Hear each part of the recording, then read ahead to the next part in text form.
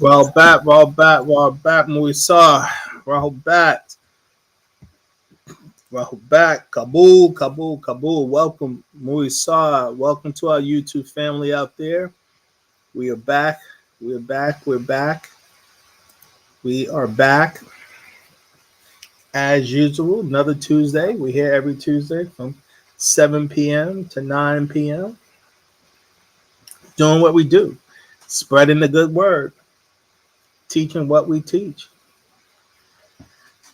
for the purpose of edifying our people, for the purpose of restoring our divine minds. This is what we do every week, and we're going to continue this work. We're at war, and the war is on our consciousness. For us to restore our consciousness, to restore our high levels of intellect.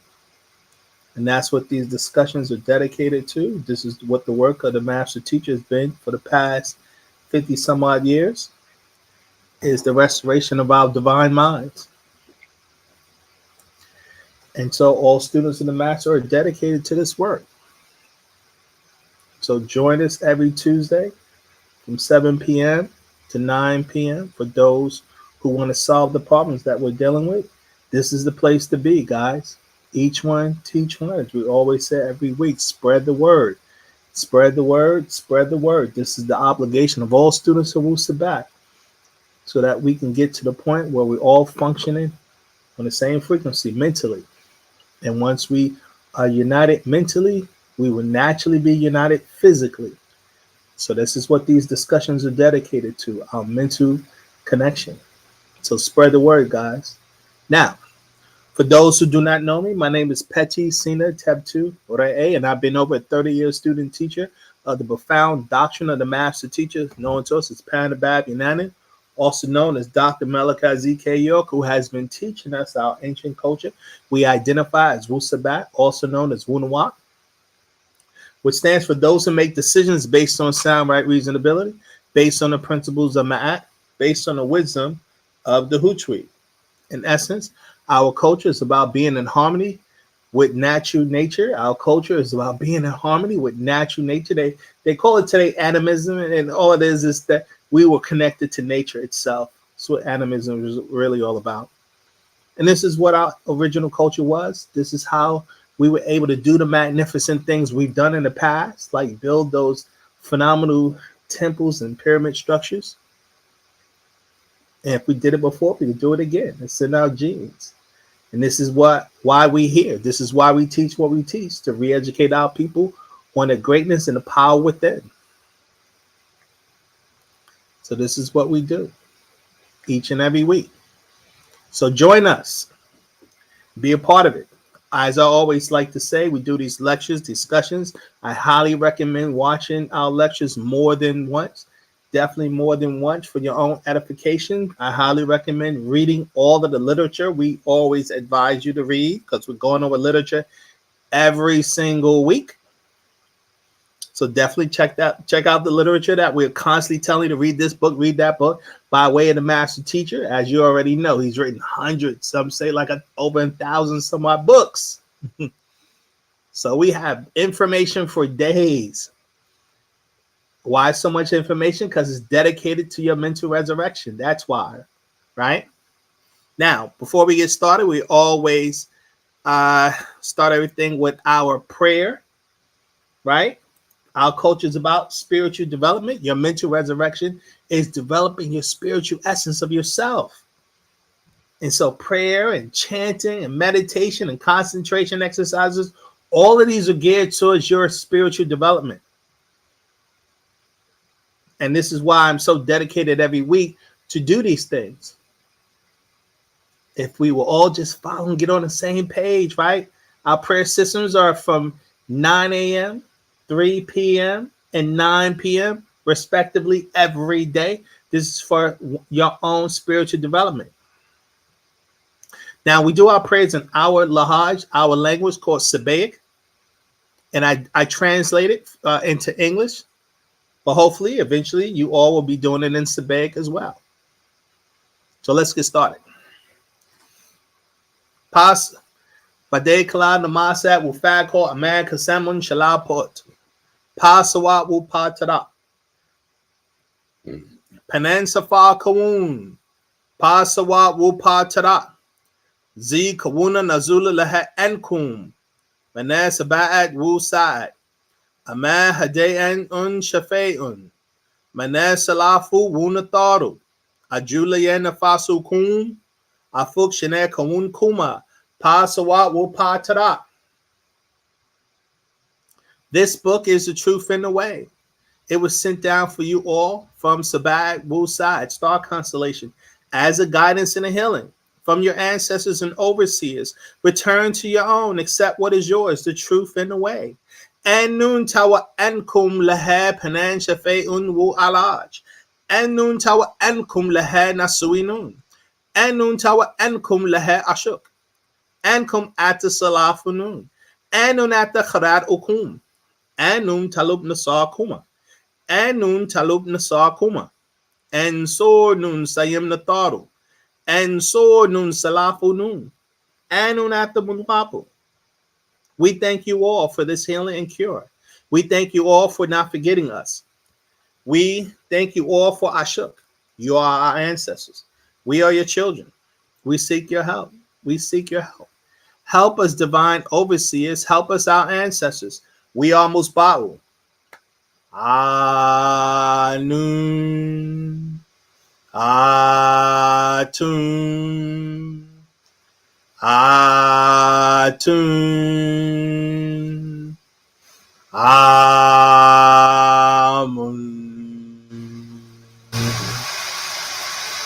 Jennifer. Alrighty then.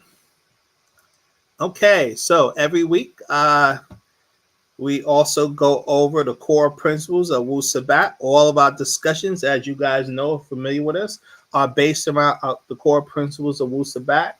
It is about implementing these principles into your everyday actions and deeds. You guys are supposed to be spreading and teaching us to others the principles that we live by in Wu-Sabat. What our culture is based around. And we strive each and every day to make these principles the essence of who and what we are, because it is who and what we are. We live by these things. And so this is why we do these discussions every week, so that those, who are studying the culture of Wu-Sabat are clear on the actual culture. What are the things you should be doing each and every day?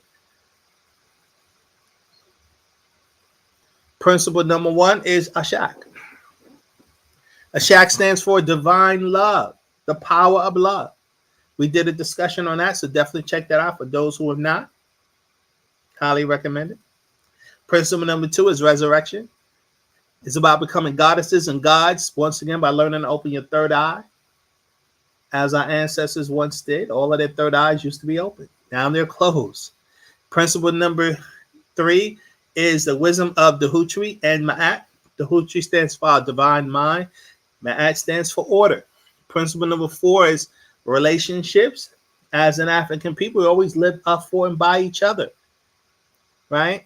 We did a discussion on that, so definitely check that out. Principle number 5 is morphic resonance / matrix. Morphic resonance stands for sounds, tones, colors, frequencies, vibrations. And matrices are the manifestations of those things. Principle number 6 is Leviathan, stands for moon culture, aka religion, aka Western culture. Leviathan's what we have war with, guys. Check out the discussion we did on that. Principle number 7 is soul and spirit. Your soul is your emotional force. Your spirit is your life force. Definitely check out the lecture we did on that. Principle number 8 is health. The first key to health is a positive mind. As melanated people, we need a lot of sunlight, water. The body is 70% water or more, as they say. Fasting at least once or twice a week. The herbal diet, exercise, rhythmic breathing, meditation, concentration, prayer, and chanting. As we always say, health is not just what you do physically, but it's also what you do spiritually. Our people are not healthy because they forgot that core principle that your health has to be balanced between both the things you do physically as much as the things you do spiritually. If you do not, you will have health problems, guaranteed. So check out the lecture we did on that. And principle number 9 is Pa'ut, which we acknowledge as the creative force. The Smat, which stands for the cycles of nature. Existence is based on perpetual cycles. And achach is the creation energy itself, right? That's the energy of creation itself. They call it today the quantum field force, you know. Back in the day, they used to call it ether. So check out our discussions on that as well. Now, as Sabians, we have 3 primary goals, right? Goal number 1 is to raise the self. Goal number 2 is to fight Leviathan. And goal number 3 is to work to build Sabbatia. And goal number 1 in raising the self, you must become born again as the Christians teach, right? By learning the culture of Wu-Sabat, live it. Giving up the old for the new, giving up the old for the new, giving up the old for the new. And by doing that, first thing you want to do is correct your name. That's key. Names are key. Tones are key. Right? Make it known. Correct how you look and dress. That's important. Learn to speak our Lahaj, the language, Sabaic. You must study our doctrine every day, which builds your sound right reasoning skills. This is how you're going to be able to make better and intelligent decisions by studying the doctrine perpetually. You must practice and master our daily rituals to turn yourself inside out. This is how you open your third eye, guys. You must always be positive. Nothing worthwhile will happen unless you maintain a positive state of mind. Goal number 2 is to fight Leviathan. This is what we're at war with, guys. This includes working to free Panabab Yunanin, promoting Wu-Sabat, become a student teacher, and fight the 6 strongest weapons of Leviathan, which are our ignorance, our fears, our ego, our anger, our lust/desires, and lies/deception. This is what Leviathan feeds off of. These are very powerful spirit forces that plagues us, that causes these adverse things within our nature. We must overcome it. And the last goal of a Sabian is to work to build Sabbatio. We must create our own community once again, right? We work to support each other in business. We help each other reach positive goals. We help to build our culture. We must set up a landing zone for Panatharu in Africa, which means we need land in Africa that would be supported by an African government. And Ashuk is the key to accomplish all our goals. Now, what does it mean to be a Sabian? A Sabian is someone who's thoughtful and cares, someone who's helpful and honest, someone who's responsible and hardworking, someone who demands justice and honorable, someone who's righteous and humble, someone who's excited and cheerful, someone who's loving and peaceful, someone who is kind and considerate, and someone who is neat, clean, and orderly. Our purpose as Sabians is liberation from adverse forces, right? Number 1, you must take action each and every day to free yourself of 6 ether spirits inside and out, which includes Black people who are possessed by these spirit forces. 2, acknowledge and fight 6 ether from promoting capitalism, the gay agenda, miscegenation, the so-called equality of the races, and racism and white supremacy. And 3, learn, live by, and promote the law/rules of natural nature, and each one teach one. Word of advice: do not judge this doctrine by watching the behavior of Panabab Yunanin nor his students.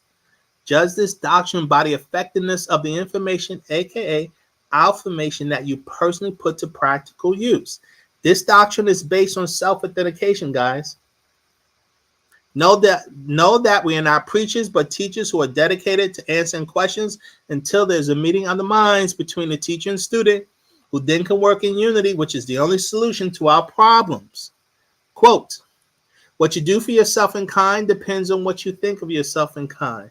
And what you think of yourself in kind depends on what you know of yourself in kind. And what you know of yourself in kind depends on what you was taught and by whom of yourself in kind. Quote, until a lion has their historians, the hunter will always be the hero. Last, the negative mind talks of what it can and will not do for self in kind, always complaining about who they don't like or trust, whereas the positive mind always maintains the peace by not complaining about that in which they do not like, but focus on finding solutions to their problems, never allowing obstacles to get in their way of growth. All right. Okay. So today's discussion is how to make contact with your ancestors. There couldn't be nothing more important than that. How to make contact with your ancestors. This is extremely important, right? Your goal, your obligation is to make contact with the Natharu, the Mozaku. They're here. They're all around us. You just have to learn how to make contact.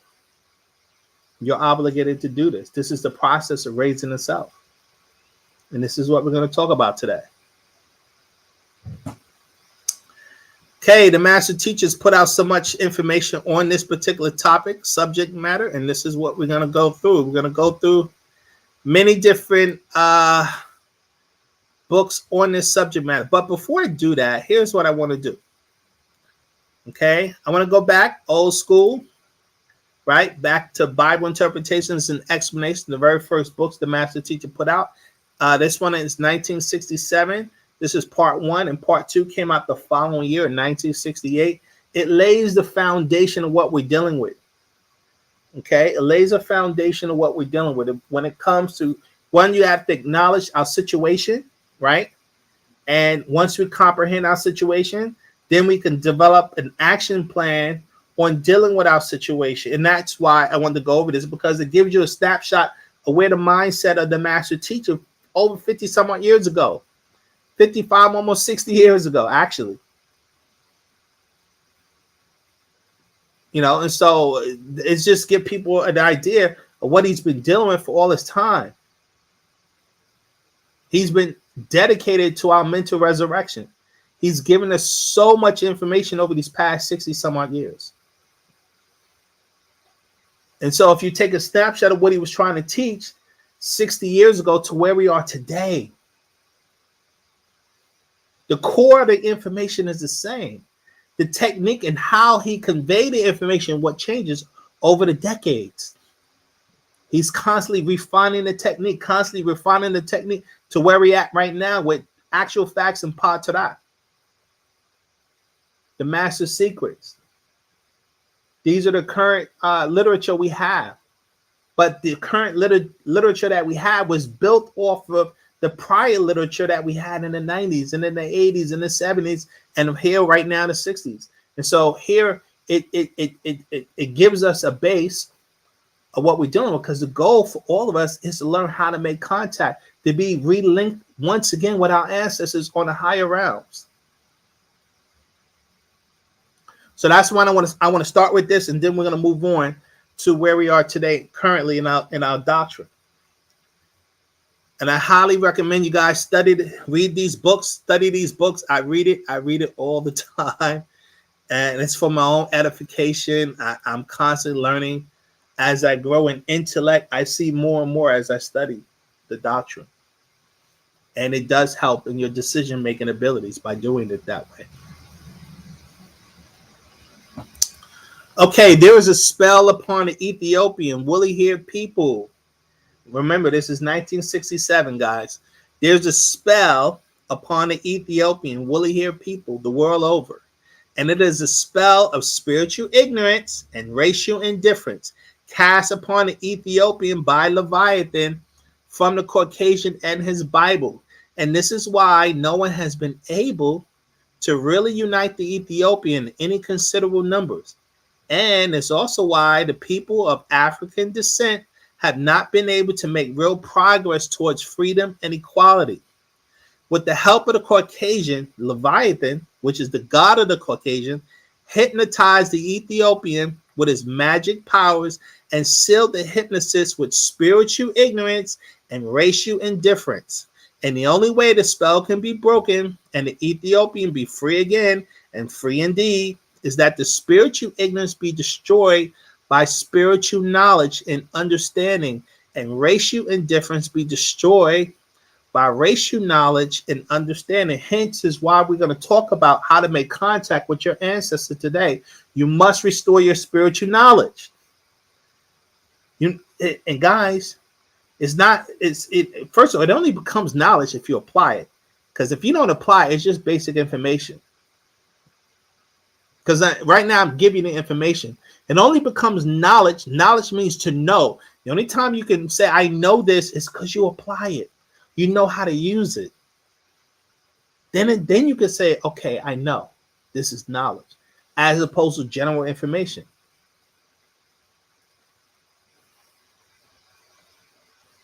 Paragraph 2. It is futile trying to free hypnotized people without using the magic formula that will reverse the hypnotic spell, which is keeping them in captivity. Part of the magic formula to reverse or destroy the evil hypnotic spell of Leviathan is this booklet.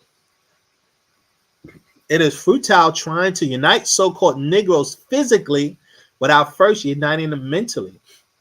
If we can achieve mental unity, we are automatically united physically because a person talks and acts the way that he or she thinks. Hence, the results of ignorant thoughts are ignorant words and ignorant works. If the minds of those of a kind are enslaved, that kind is enslaved no matter where they may be. If the minds of those of a kind are free, the physical persons are free or will soon be free because the mind is the control and thereby determines the course that the person or persons will take. Paragraph 3. When the mind is out of order, the person is out of order. When the minds of Ethiopians are divided, the physical persons are divided. Common knowledge, meaning knowledge that all or the mass majority of Ethiopians will understand and accept, will unite our minds. There can be no mental unity as long as a spell of spiritual ignorance is upon us. You hear that, guys? There could be no mental unity as long as a spell of spiritual ignorance is upon us. And there can be no physical unity as long as a spell of racial indifference is upon us. When destruction of the spell is complete, the Ethiopian will have a free and united mind. Right knowledge, by the help of the forces of nature, will destroy the evil spell of confusion, ignorance, apathy, and disunity among us. Right knowledge is designed to free, discipline, and unite the minds of Ethiopians. Then the rest of our heritage will come as sufficient effort is made. Right knowledge, wisdom, and understanding are the magic formula necessary to counteract and destroy the evil hypnotic spell of Leviathan, because right knowledge causes the Ethiopian to think right and take the right steps towards liberty, justice, and equality by the help of the forces of nature. Keep in mind, guys, this is 1967. The master teacher was educating us with this divine knowledge. Unfortunately, it was way over our heads. You know what's sad? It's way over the heads of a lot of our people, even today in 2022. That's what's even still sad after 60 years, you know? But this is the reality. Paragraph 4. This booklet, booklet 1, provides some of the questions and answers necessary to break the evil spell. When the spell is broken, the spell and its evil results of disunity, hate for each other, disorder, apathy, and oppression will pass away from the Ethiopian and other oppressed people. All Ethiopians who accept the answers and explanations in this booklet and the facts of other booklets that may follow will soon be liberated from oppression and captivity and be equal. The Ethiopian lost his and her spiritual powers long ago. I repeat that again, guys. The Ethiopian lost his or her spiritual powers long ago, but this booklet will help us regain them by helping to destroy ignorance, because without the restoration of our own spiritual powers, we can never be free and equal again. Our own spiritual powers are in NoopooH, the spiritual science of the Ethiopian, the woolly haired people all over the planet Earth. Do y'all hear that, guys? You must restore your spiritual science. This is the only way we're going to solve our problems. There is no other solution. The master's been saying this for 60 years. That's why we're going to talk about today how to make contact with your ancestors. That's part of the spiritual science. You have to learn these certain techniques and rituals, things you must know in order to develop yourself spiritual. There is no other solution. If you refuse to do it, there's no way to conquer these adverse forces, family. I talk about it so much, and I'm going to keep talking about it until we're liberated. Because then I know you're applying it.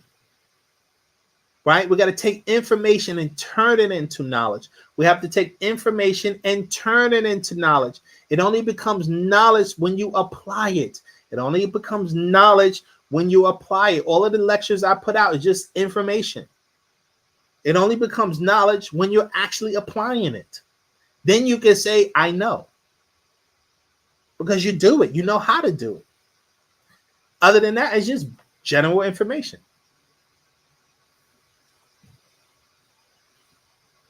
Now we're going to go to booklet 2. So we did was the first 4 paragraphs, right? Of booklet 1. It explains that we are under a hypnotic spell, and that spell is our spiritual ignorance and our racial indifference. Guys, I've been on Clubhouse, right? For those who know, Clubhouse is another social network, and it's like a sophisticated conference call where you're talking to people all over the globe. Actually, it's actually phenomenal. Oh, just so you know, I'm going to be on Clubhouse. I'm doing a lecture series that started on there on Wednesday nights from 7 p.m. to 9 p.m. and Saturday mornings from 12 p.m. to 3 p.m. I'm going to be on Clubhouse, so check me out on Clubhouse. The name of my club, my little room that I have is called Facts versus Beliefs. Facts versus Beliefs, but there's a lot of our people on Clubhouse, and you guys, you'll hear the ignorance, you'll hear the disunity, the arguing, the bickering, the battling. This is our people all over the globe, totally confused, totally disorganized, and not united. Clubhouse, you're hearing it. It's chaos. There's no mystery why we're suffering. Because we're mentally, we are not on the mental same page. We have a whole bunch of conflicting belief systems. Hence, this is why I'm setting up my own little Clubhouse room starting tomorrow. Beliefs versus facts. Hopefully, we get our people to start thinking about there is a difference between the things you either know versus the things you believe. Because you'll find all these people, all this philosophy, with no facts. So yeah, I'll be on Clubhouse starting tomorrow night from 7 p.m. to 9 p.m. And you can talk, right? Once you get on Clubhouse, you can actually chat. Unlike YouTube, you guys only get to listen to me, and I don't get to hear you guys, your feedback. Well, on Clubhouse, it's a back and forth. It's a conference call. So we all are communicating with each other. So join me tomorrow. 7 p.m., 9 p.m. All right, so let's go. So now we're going to go to, this is booklet 2, Bible Interpretations. This one came out the following year, 1968, right? The master teacher put this out the following year. So now in the previous year, 1967, he introduced it into the spell. And he explained to us the conditions of the spell. And then he explained to us the only solution to the spell is we must restore our spiritual knowledge. And the only way you're going to learn your spiritual science is through the culture of Wu-Sabat. Or we say Wu-Sabat today.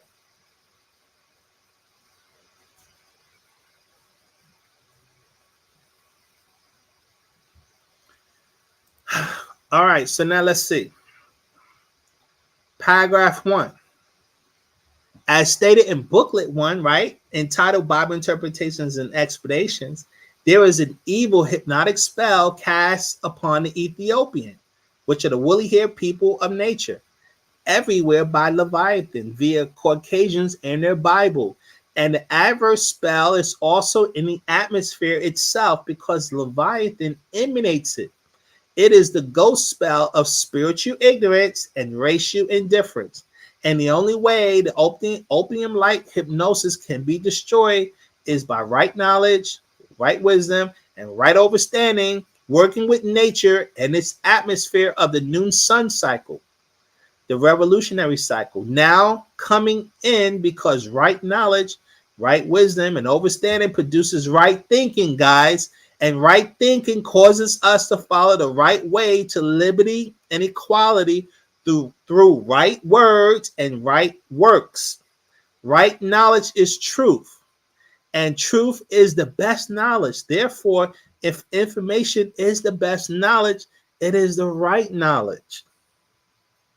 So, guys, in this very first paragraph, as he explained, the spell is in the atmosphere. We've been breathing it all the time. This is why the Caucasians keep the atmosphere, one, polluted, and two, with negative energy and negative thoughts. That's why there's so much war and destruction and chaos and mayhem that goes out into the atmosphere. And these ghost forces have been emitting this energy in the Earth's atmosphere for the last 6,000 years, guys. That's why right now it can only work with the coming cycle, with the coming sun cycle, where now the atmosphere is going to be hit with sun energy, 9 ether potent energy. It begins to clear out the fog. This is what makes right knowledge able to even work. You have to be under the right conditions. You got to be in the right cycle and season. Paragraph 2. Part of the evil spell is negative spirit forces within the oppressed. I repeat that again. Part of the evil spell is negative spirit forces within the oppressed, dispatched there by Leviathan. And this means, although those negative spirit forces are within the captive, they are enemies of the captives, and thereby working against the captives by compelling the oppressed to do the very things that are against the oppressed in the rise from their serfdom. It is a very depressive position for a race of people to be in, having forces within self constantly working against self and kind. But that is the position of the oppressed. And the only way to destroy the negative forces that maintain that position is to destroy the negativism or ignorance that those negative forces live and strive on. The acceptance of right knowledge is a solution. For that leads to right thinking, and right thinking leads to right action, guys. And this is why the master teacher has been putting out the books like Genetic Kids, books like Feeding the Forces, books like 30 Spirits. These are all of the current books talking about these average spirit forces that we're possessed with and how to overcome them, giving you the necessary right knowledge to do this, because this is what's blocking us from making contact with our ancestors. You have to overcome the lower forces within.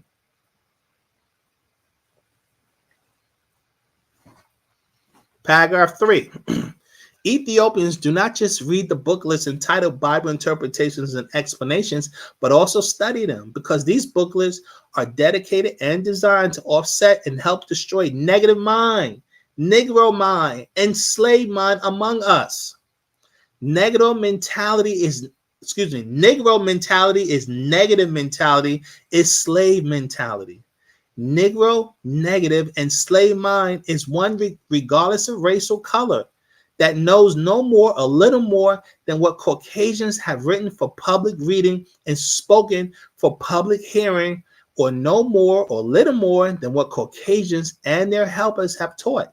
The results of the ghost spell are negative and slave mentality, replete with physical slaves and captives, guys. This is the whole purpose of slavery. Slavery was designed to put us in a negative state of mind. You imprison anyone, you literally create a negative state of mind for the prisoner. And that's how they put us in that negative mind. And then they perpetuate ignorance on us. And this is what created the Negro mind, the negative Negro mind. And in that ignorance, they made us comfortable with serving them, working for them, making them money, making them rich, fighting in their wars while they abuse us. That's ignorance at its finest. And that's what we call the Negro, who's been turned into a mental slave is the key. Slavery wasn't about physical slavery. Slavery was about mentally enslaving us, because once you mentally bind someone, you don't need chains. You don't need prison bars. This is why we willingly support the system. A mental slave, like the master just said, you don't know anything above what the slave master taught you. All of your knowledge comes from them. Well, if that's the case, then the slave master will never teach you anything on how to liberate yourself. You have to have your own level of knowledge and intellect to do that. And you're definitely not going to get from your oppressor.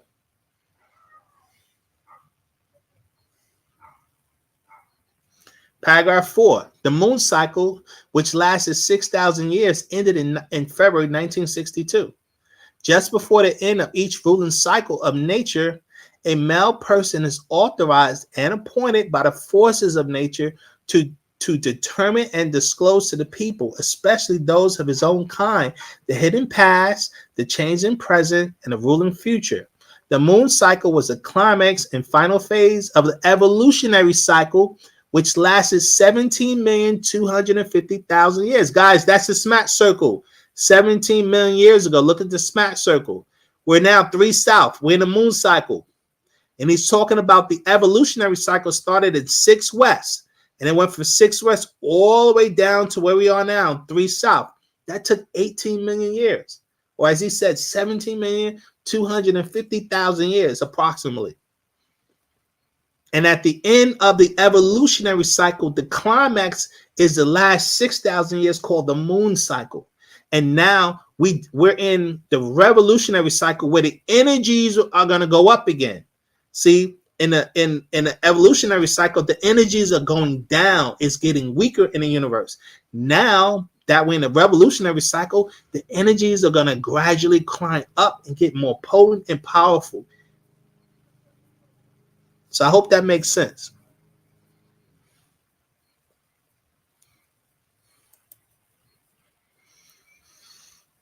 The moon cycle was the climax and final phase of the evolutionary cycle, which lasted 17,250,000 years. Therefore, since the end of the moon cycle was also the end of the evolutionary cycle, or the cycle of mankind is called. And it is now the revolutionary cycle, which means evolutionary reverse. It was necessary for the forces of nature to select among the oppressed a woolly-haired Ethiopian, a descendant of Ptah or Fa, and qualify, authorize, and appoint him to manifest the knowledge and rule the beginning present cycle. Guys, y'all know that as the master teacher. He was the one that nature produced to teach us this right knowledge, these actual facts. Paragraph 5, just as there are forces that can foretell the future, there is also forces that can retrace the past. And Amanubi, or the Akbata, who was the writer of these books, that's the master teacher, Padabab Yunanan, has access to all forces necessary to retrace and foretell. And this fact made these booklets possible. One authorized and appointed by the forces of nature is given connection and access to the powers of the sun, moon, and powers of the planet Earth, that he may take his place in the sun, meaning in universal affairs. And all of his kind, listen to this, and all of his kind who are able to learn, understand, and accept universal knowledge and facts as disclosed by 9 ether will also be given the same connections and powers for realization and maintenance of liberty, justice, equality, rightness, and survival beyond our beginning, the war or showdown between right and wrong. That's important to know, guys. Those who will become students of the master teacher embody the knowledge and learn to apply the knowledge. We too will be given the powers and abilities the master has. This is what he's explaining. This is why we can't talk about being spiritual. You actually have to do it. You have to apply the things we teach. Reading it is not good enough. We have to apply it. So let's go into there. I'm going to stop here. In fact, next week, I'm going to pick up more in this because we have so much more to teach. But let's move on from here.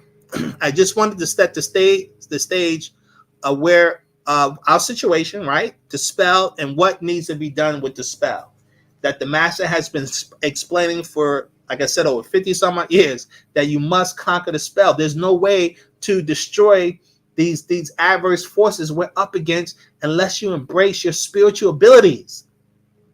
That's the point why I said this. He's been saying this for 60 some odd years. You must develop yourself spiritually, or you don't stand a chance against these forces we're at war with.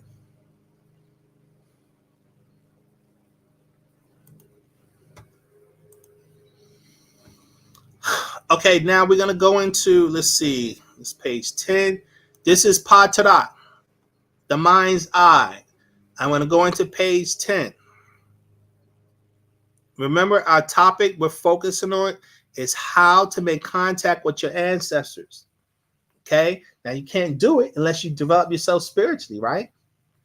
So let's see what the master teacher says.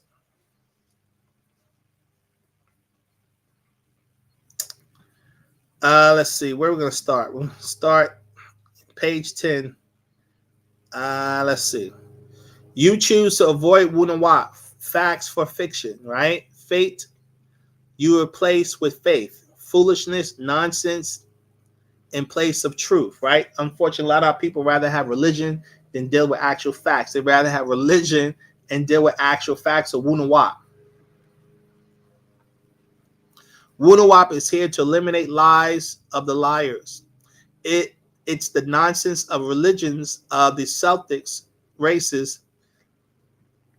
That is another imaginary fallacy in the minds of Nagato, Salau, the Negroid race, African people.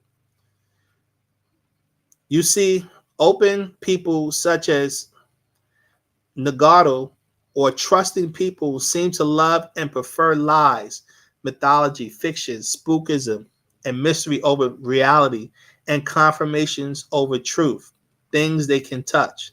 They seem to love myths such as what the Bible and the Quranic religions teach, and many others, be they in books, cinema, TV, or religion. Guys, like I said, me being on Clubhouse talking to our people, they live in a fantasy land. This is what I've been on this since I think March. They really live in a fantasy land, talking to so many of our people all over the globe. This is what the master teacher is saying, and it's hard to talk to them. It really is. He says right here, the spookier the better, the more supernatural or mysterious or mystified, and the more Nagato seem to attract to it over reality and things that reason out. This is true, guys. It's crazy. Myths, as in mystical religions, have a way of fascinating Nagato. That's how they keep getting spellbound year after year as the master deceiver comes up with more tricks and cinemas. Now horror films are viewed on three-dimensional TV, surround sound, deceptions of the devil to work on your mind to feed off of your fears. They also need you to raise your vibration level for them to pass on to different dimensions using you to reach here. They cannot, because of their frequency is different than ours. Guys, we remember we're nine ether beings, and this is why they need to be able to possess us. Their ghost forces possess us, and we're able to move them into this realm, because without us, we act like as a tuning fork for them. This is why the Mukasu had to put us in a slave mind so that we can be possessed, right? Because we lost the science of how to prevent ourselves from being possessed. We used to have spiritual knowledge. Now we don't. So all of us are being possessed each and every freaking day. So he says they constantly pump their image, their voices, their tones to cause you to shift, so you will not make the dimensional shift as they will not, being they have downgraded their own DNA by mixing with animals. Yet you, Nuwapians, are awoke Now you see the games being played on the minds of your own race. Yeah, I do see it. Yet it is very hard to wake up the dead. You were only asleep. Most of them are dead. You had enough insight or inner vision, intelligence, or some of those 27 telling you inside, wake up time has come. You're talking about some of your ancestors inside you, the positive ones who are telling you, wake up time has come. Pa Munzar, the warner, has incarnated. A lot of us who come to Wu-Sabat, we come because we have a calling. We were called to the master teacher. And that's our ancestors inside. And you have to learn how to communicate with them. You heard my voice and knew that it was the warner. So you are escaping the spell of ignorance or sleep. Pa Nawam, by way of Wunawap, our way of life. You are facing the facts, the real world. The dead follow the dead. The living follow those who are alive. You are alive. Use your mind. You no longer seek to be unrealistic. Your idols are of your own. Your models of your own. Your idea of worship is in your own image. Your morals are guided by your own holy scriptures. This Patarak, right? Revealed to you for you. You gave up impractical, out of reach goals laid out by the Kakasu, not your own race. Things you can accomplish as Afaf for the A Ka'a, Africans. They created false hopes. You have a real way of life, a culture. You come from the best and richest part of this Kawak planet Earth, Africa, as an African. You were misplaced, so it seemed you were nothing and no one until Wunawap found you asleep and woke you to what and who you really are, the gods of all other races. No more mental frustration and physical depression. You are owners of this planet and should enjoy the best things it offers you. All you need to do is accept Wunawap as a Nawap-U. Speak Nawap-Ui. Always say Mispatia, guys. Live by Patarak. That is your reality. Use your own powers. Fear no one or nothing. Protect your own. Forgive none who hurt us, forgetting nothing they did to us. It's our turn to rule. We will not forget. We will not forgive. This is the way of nature. That is our way. No more poor and miserable conditions for our race that affect our lives and families. No more begging of others. We do for self and kind.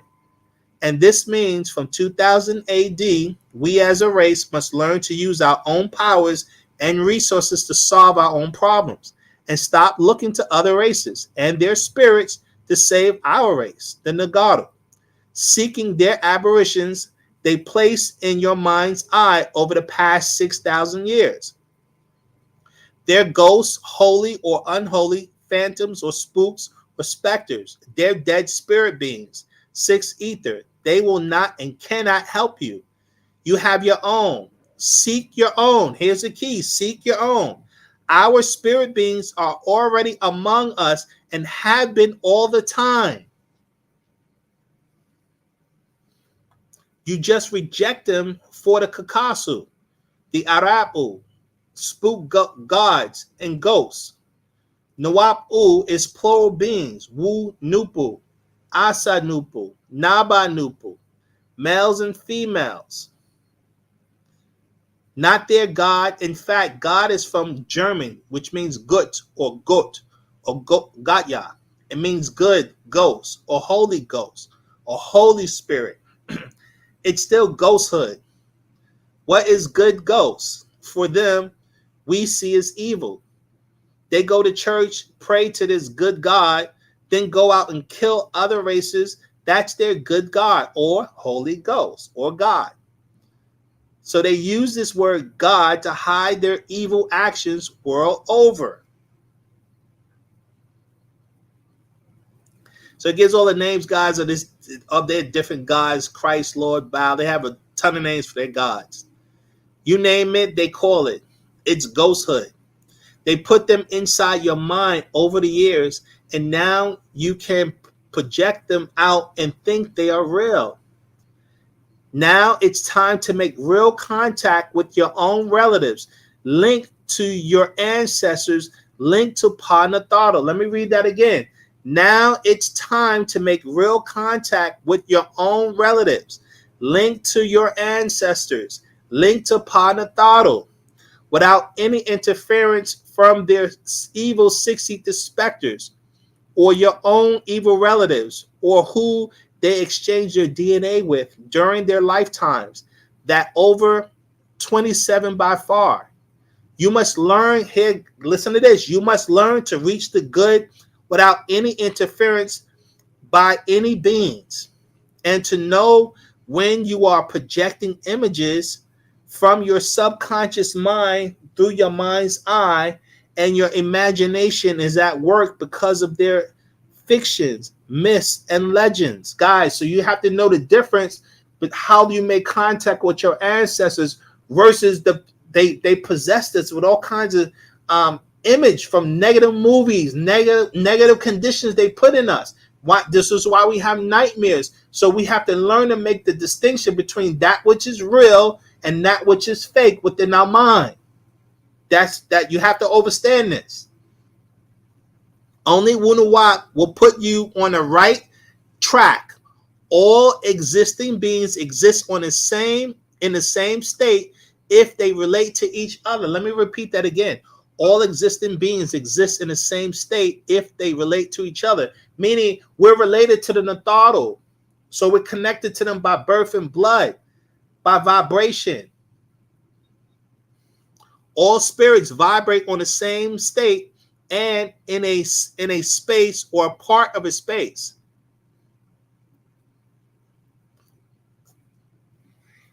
We all, because each race, we have our own spiritual connection. You just have to maintain your mind's eye on your ancestors and block out all of the negative images that they put in us. This is what's keep us disconnected from our ancestors, guys. Space can exist without form because it has existence. It is, as such, can be without form, as nothingness yet exists. Before hydrogen became something or the sum of a thing. So existence was before form, as you know, material, be it atoms or cells or atom. And being there was existence before materials had some, it had its own space, time, continuance. And being it could exist before material things as nothing, material things would never have had to be. It was choice made by pre-material, a form of consciousness without physical form, an eternal form in an eternal space of consciousness, of conscious. So if there is no consciousness that exists as an eternal form of existence, there would be no physical material existence. So life does exist after physical death and can exist beyond physical time. So etherians or etheric beings don't live by your time. So past, present, and future is the same. The etheric existence. And since ether beings have their own space, they are not restricted to any one place at any one moment, not trapped by place or person or thing. This is where we are. We're bound by person, places, and things. This is why we can't see into the other realms. Our minds are completely bound to everything this realm that we're on, the third density. We're bound by person, places, and things. And you have to learn to be able to peer outside of this realm, guys. This is how you make contact.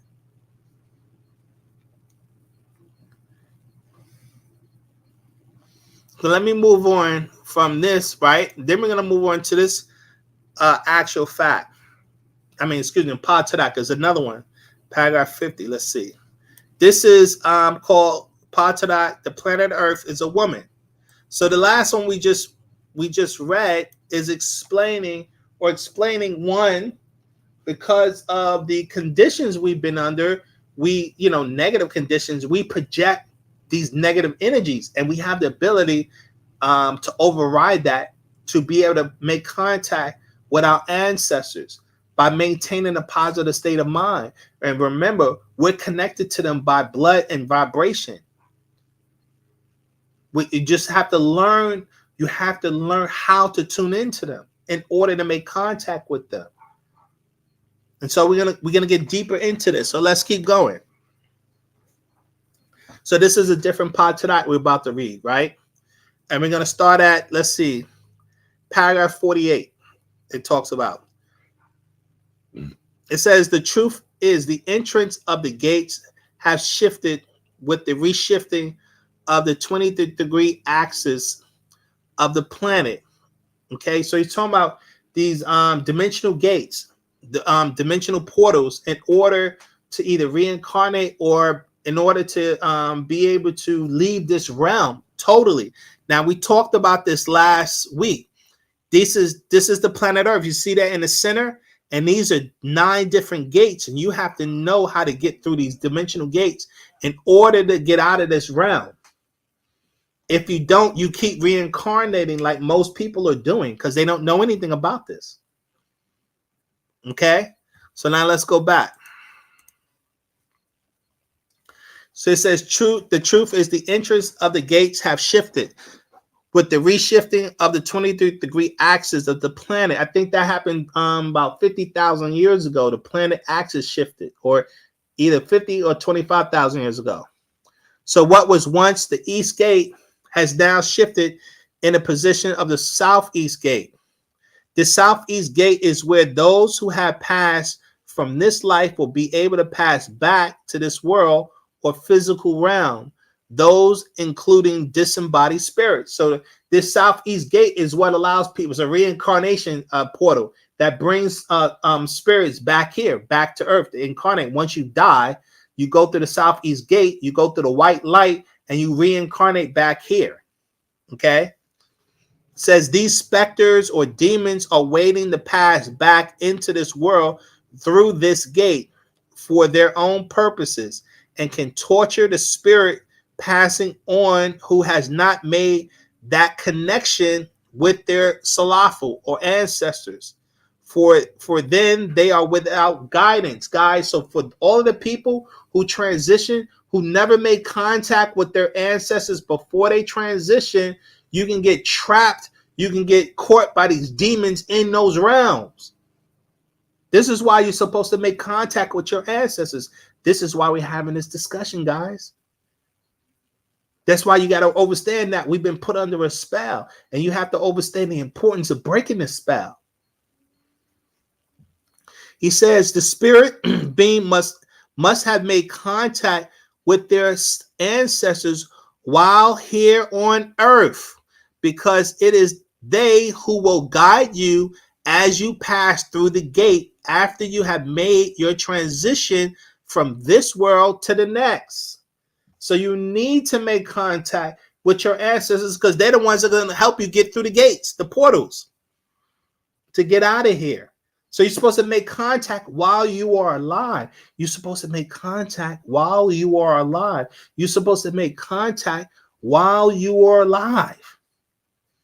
This is why we teach what we teach. Your etheric parents can only descend to a certain level themselves.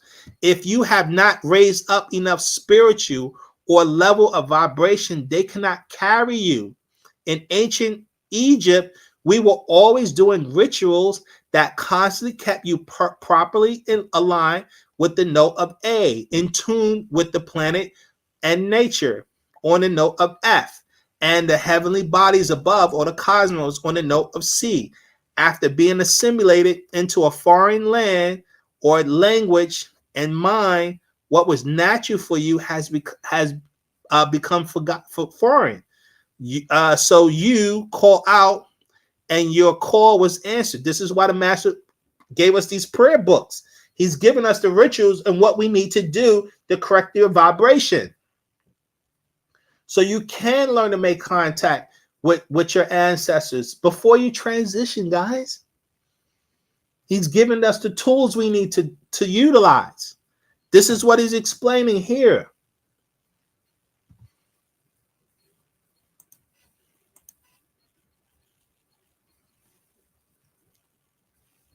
He says they will protect you. They will protect you and fight for you. However, what was the northeast gate or our exit has also shifted.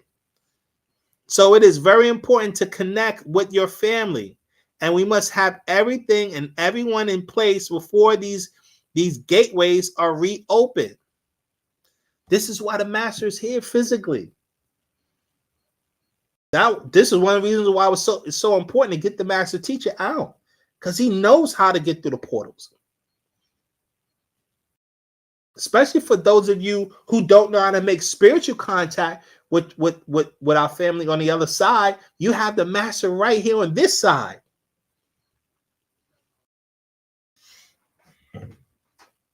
If we understood his importance.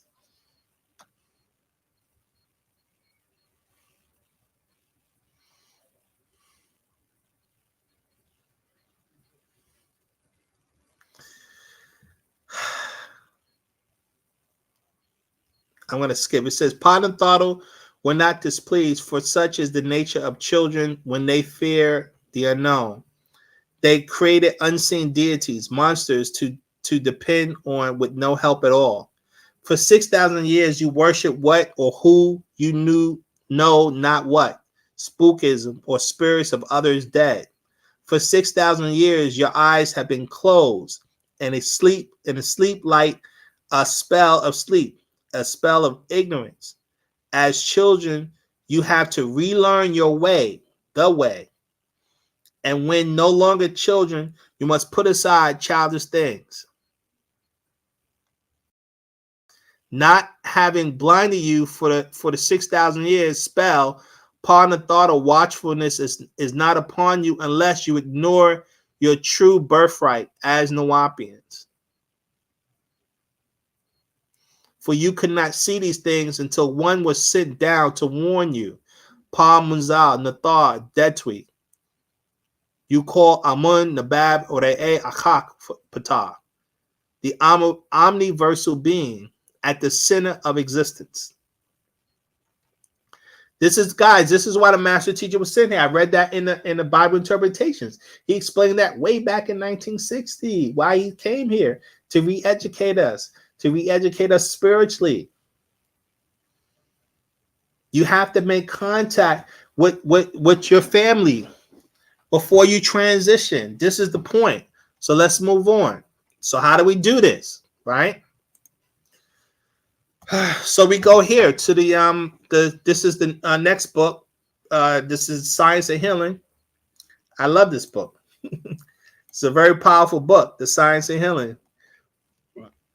Master Teacher, this book came out back in 1996. It's so powerful. It's insane, actually. The information in this book, I read it, I reread it. There's so much information in here. And it's layers, and it takes a while to really get to a level of comprehending this particular scroll. But I highly recommend you guys getting access to it and studying this particular book. So, it's important that you understand what does it take to develop yourself spiritually so you can make contact with your ancestors on the other side, because as the master said, you need to do that before you transition. That way you'll know for a fact, because once you communicate with them, they'll tell you, okay, this is what we need to do, and they'll help you through those gates to get out of here.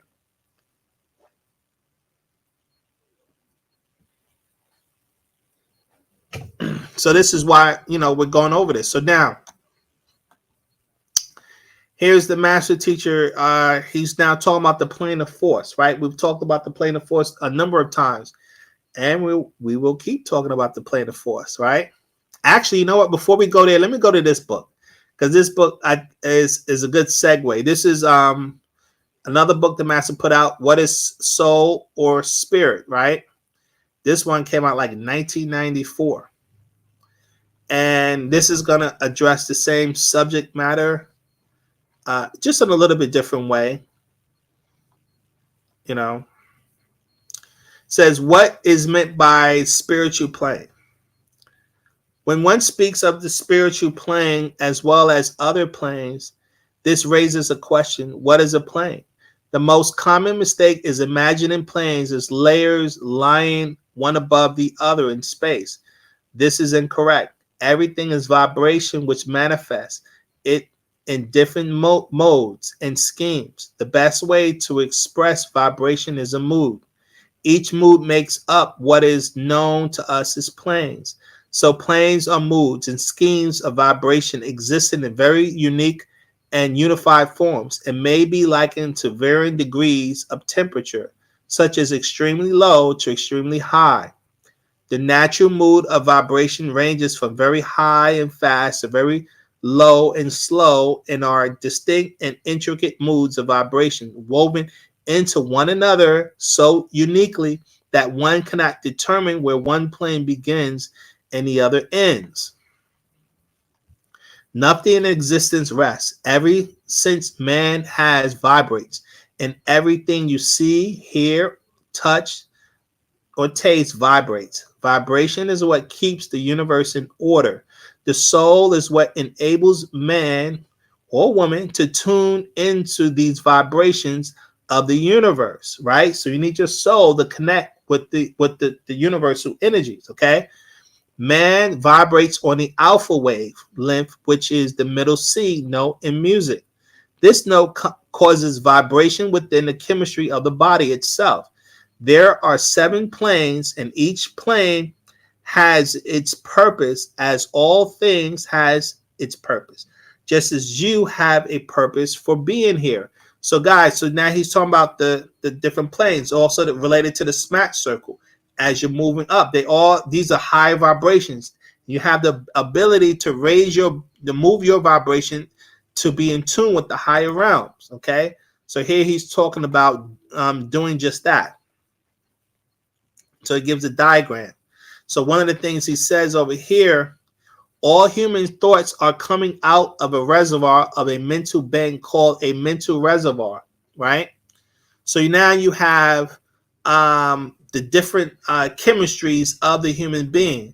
So we're made of solids, liquids, and gases, right? The human body. But then the next you have our spiritual self is made of 1 ether, 2 ether, 3 ether, and 4 ether. 1 ether is electrical ether. That's your aura, guys. 2 ether is life ether. This is their spirit force. And light ether, this is also part of your spirit force.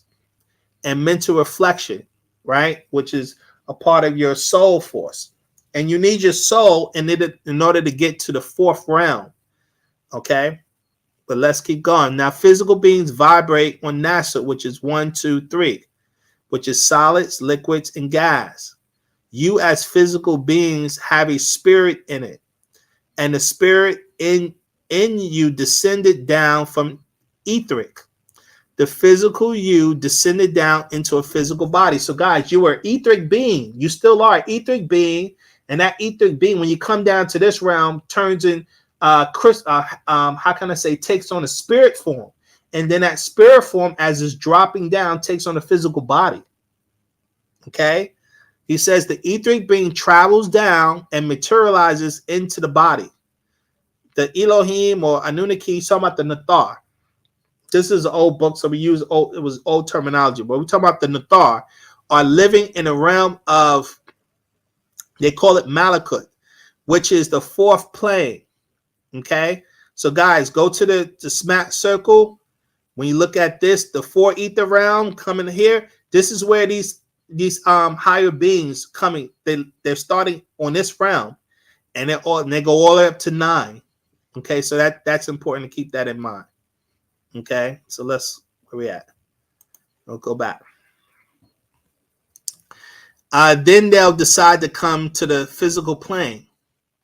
For example, in order for a Nathar to become a spirit, so as to leave the stage of soul and personify, the first appearance is the crystallization, which gives the etheric body, or what people call a spirit form. Then, if they continue to slow up in vibration, they start to take on the form of the magnetic currents that surround the planet's atmosphere. Finally, they become a physical body governed by a synthetic nervous system, which is in tune to the magnetic force field that surrounds the planet. So man is basically in tune with magnetism. That's what keeps his physical composition together, guys. So the way they come down is the same way you go back up. That's why you have to learn to raise the vibration of your cells through the rituals. Okay? You can reverse the process, is the point. This is why we teach what we teach.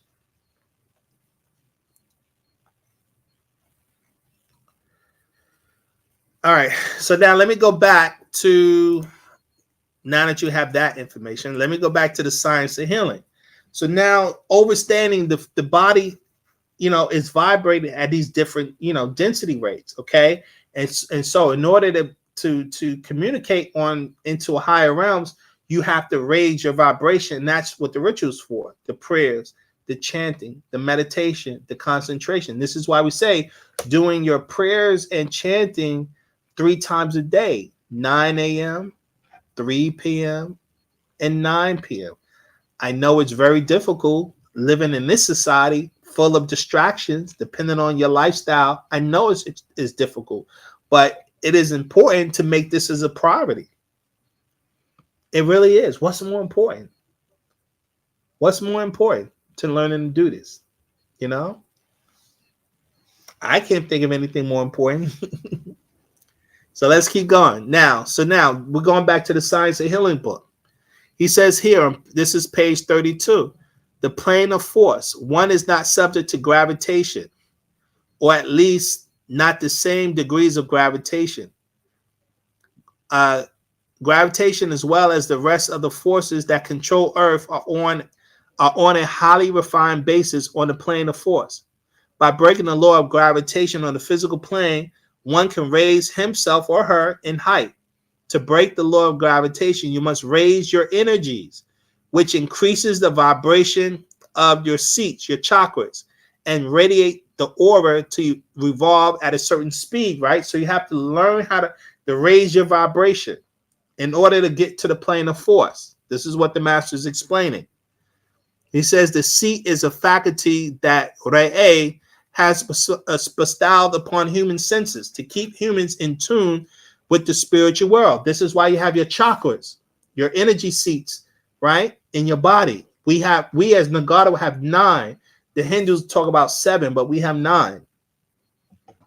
The spiritual world can be visited without death. I repeat, the spiritual can be visited without death if one masters desire of the physical plane. So you have to conquer your desires, which will allow you to move into the spiritual plane. You don't have to die in order to go to these realms. Referred to the Quran 46:26. Reference is made to the faculties that enable humans to keep in tune with the spiritual. So you have ears, hearing, eyes, seeing, and heart, feeling. This is not the physical eyes, ears, or heart that are visible to humans, but that which aids humans in the spiritual senses.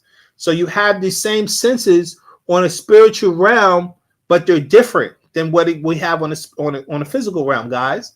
So you still have sense of awareness when you move into the other realms, into the higher planes. Okay.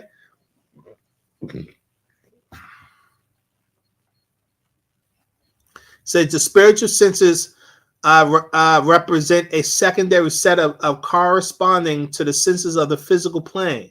In other words, the earthly senses of hearing, seeing, feeling, smelling, and taste have spiritual counterparts by which the body receives impressions. Okay, so we have those. When you move into those other realms, you have your senses on those other realms. It's just at a different higher rate, right? So he says the spiritual body and senses are attached to the physical form by a very thin cobweb-like etheric cord. I repeat, so your spiritual body and senses are attached to the physical form by a very thin cobweb-like etheric cord, which is the shelf of the soul, right? Your spirit is what houses your soul force. Keep that in mind. So houses it on the spiritual plane. Now, the spiritual body may continue to live for an extended amount of years depending upon the spiritual status of the individual. However, we do not keep the spiritual body after we have elevated from the physical plane, right? So when someone, let's say, physically die and you move into the spiritual plane, you're in that spiritual body, okay? But the spiritual body has a duration of time. It doesn't exist forever on that plane. That's what he's saying. However, we do not keep the spiritual body after we have elevated from the physical plane. One may ascend the spiritual without death of the physical body, right? We said that before, or without breaking the etheric cord. In this case, the cord is then expanded like a rubber tube, allowing the spirit to carry the soul through it as a passageway or tunnel. Now the 7 planes are in tune with the 7 senses, which are in tune with the spiritual spinal column through which Ra'eh, the light of Ra'eh, travels, right? This light or this energy travels through your spinal column, guys. Once you develop yourself spiritually, which is in tune with the sympathetic nervous system, which is in tune with the electromagnetic force field that surrounds the body called your aura. To break the law of gravitation, you must raise your energies to radiate your aura. This is key. This is how you connect to these plane of force, to the spiritual plane. That's how you make contact with the Natharu. By getting up there, we have that ability. This is what the master teacher is explaining. So you have the material plane. You have the next plane is the plane of force. The plane, remember, the plane of force and the material plane are interwoven. It's vibrating. You guys can't perceive it. That's only because your spiritual senses are dormant. Excuse me. Your spiritual senses are dormant, and you have to do the spiritual work in order so that you can become in tune. But guys, in order to do spiritual work, you must be positive. In order to do spiritual work, you must be positive. In order to do spiritual work, you must be positive. You cannot be selfish, or it won't work. You'll have a negative experience, guys. That's a warning, okay? That's why I always like to show Dr. Strange, but they won't. They cut my last week. They cut my feed, so I can't show it. But this is him going in. This is the picture, the master, and the master knocks his spirit out of his body. Yeah, see that? I can't play it, but you at least see it. Okay, you can separate. Now she did it for him, but you can do it yourself. You have this ability. But it starts with a positive mind. That's first step. And remember why we said this is so important, because once you make contact, the masters on the other side will guide you through those 9 gates when the time comes.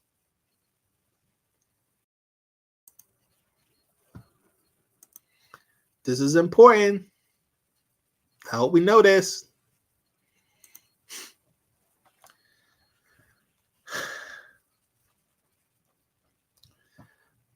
Humans are the only one who can open their higher senses, the third eye, right? So you have the ability to do this. The use of his 6th sense, ESP, extrasensory perception. If humans' physical and mental are in tune, he or she will be able to exercise their third eye, understanding of truth, their spiritual body, and will eventually reach the plane of ultimate will, that of performing good. The first step necessary to restore perfection to the body is to instill complete faith that there does exist a vast reservoir of spiritual and life forces awaiting only humans' mental acceptance of them. The first act of acting, the act of having faith, is within itself a gigantic step forward. Because of humans' follies and infatuations with earth and low moral concept, the negative mental force field overpowering the positive mental force field has so crystallized around humans' physical form that it is indeed difficult to destroy the power it exerts. Guys, most people will not acknowledge this is what the master is saying. Most people will ignore this. They don't think it's real. They don't think they can do these things. That's how deep they're under the spell. And they won't even practice. They won't do none of the rituals to even try it. Think about it. As a scientist, you apply. You put things into application. You experiment. But remember, you have to have the right state of mind. Don't you dare do this without the right state of mind. You must be positive. You cannot be selfish. I tell you the principles of what it means to be a Sabian, right? All of those things it means to be a Sabian.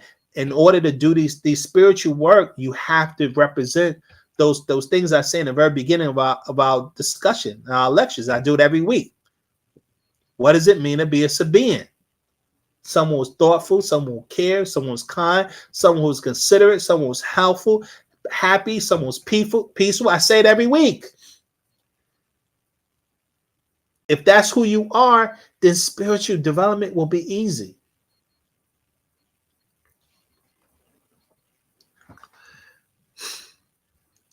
This mental force field has built a wall, an invisible wall, almost impenetrable wall, which prevents the inflow of the positive spiritual energies, right? For all of these people who are not spiritually inclined, it's very difficult for them to have any kind of spiritual awareness. It's like an invisible wall, an invisible force field. They built around themselves. They are available. Okay, remember, Nubians are open to spiritual forces. They are available to he or she whose mental force field can be prepared to be open to make it possible for him or her to enter and revitalize the physical form with new life. From Re'eh. For Re'eh, breathe into the body of man and woman, the physical, the breath of life, and we became a living soul. So you have body plus spirit equals living soul. As I said in Genesis, right? Chapter 2, verse 7. All right, let's see. Where we at?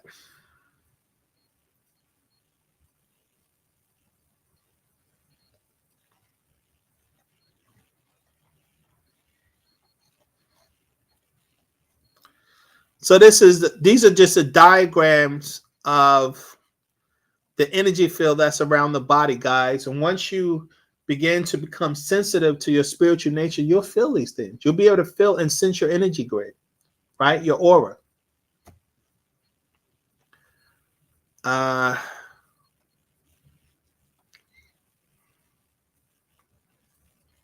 Here he's talking about an increase.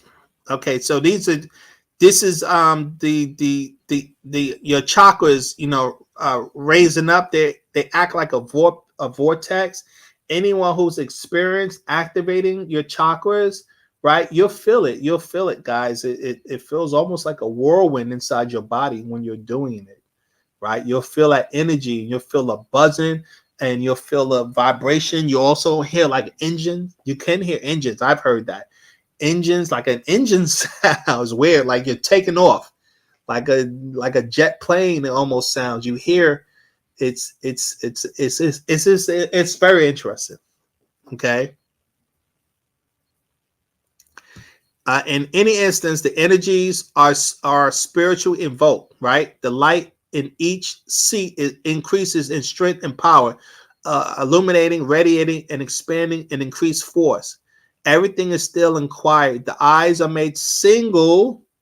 You make a buzzing sound as if a hum. And you don't say Allah, you say Amun. So Amun. Right? You tune all light, or light is energy, all energy. You make the buzzing sound come from the outside of the body to the inside of the body until you hear and feel the whole body vibrate on a concentration on it, and concentration on the green light, the source of the energy. Guys, the master teacher always taught us to visualize the green light energy surrounding your body and draw that green light into the body. And you draw it in from the top of your head, and it moves from the top of your head and begins to cover your whole body. You visualize that. So you want these are some of the meditative techniques you do once you do like your prayers. You guys, you know how I do it every week. You do your prayers, your chanting, and then you go into a meditative state. And these are one of the things you want to visualize: this green light energy covering the top of your head, moving slowly throughout your whole body until it reaches your toes, and it's pulsating all around you and inside you. And you blank your mind. You put yourself in blackness and let your thoughts flow. And gradually, as you do this consistently, you begin to feel your energy. You will feel it. Trust me, guys. To make one's eyes single is to temporarily suspend the sight from the two physical eyes and look inward. The eye is the third eye, the eye of extrasensory perception.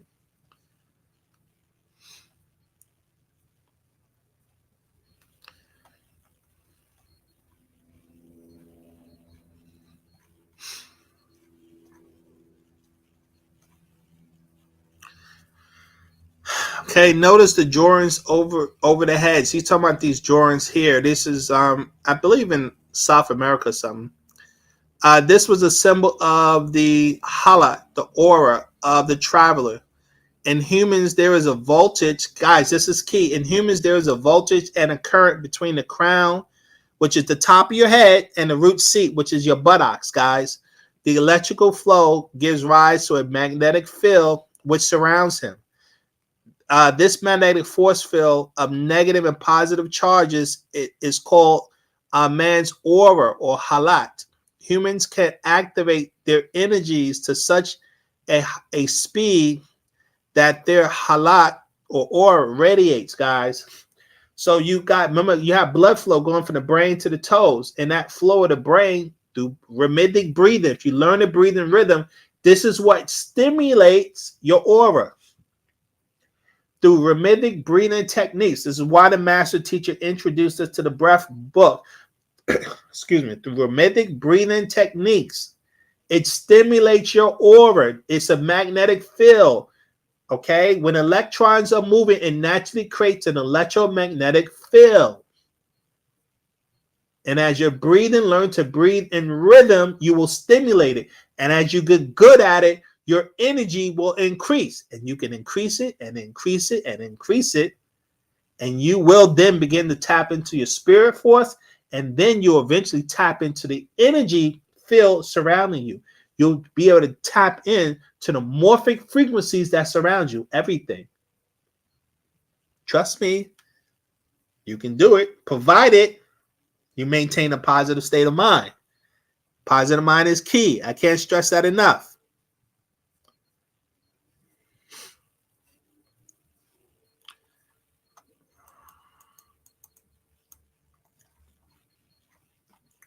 I'm just skipping through this book, guys, but it's important you guys study this book, each page.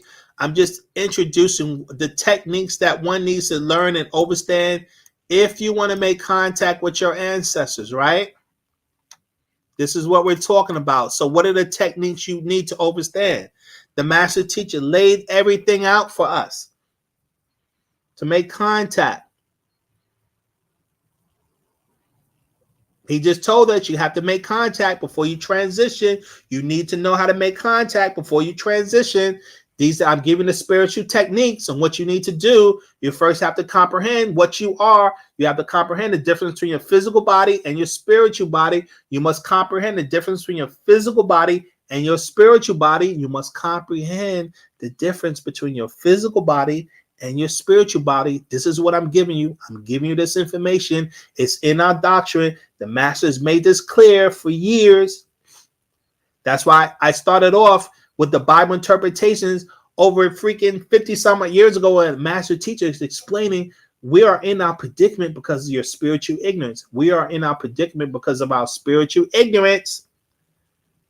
And I'm giving you now the keys that he taught us to develop yourself spiritually. Not the silliness that people, because on Clubhouse, these people really think they're spiritual and they say all these weird philosophical bull crap that has no real science. I'm giving you guys the science on what you need to do to develop yourself. The master teacher laid everything out for us in detail. But here, warning, before I go into this section, the seat of light, mistakenly called Kundalini, it is important that I stress, if you should raise your lights for the wrong reasons and the light should descend instead, you will be opening yourself to becoming susceptible and a part of the animalistic, perverted nature of lower man, or maybe even a vegetable. Please be careful. Do not go into spiritual practices without the right state of mind. Do not go into spiritual practices without the right state of mind. Do not go into spiritual practices without the right state of mind. You're being warned. I told you what it means to be a Sabian. You must understand that. I lay those principles out, what it means to be a Sabian, every week in the very beginning of our discussions.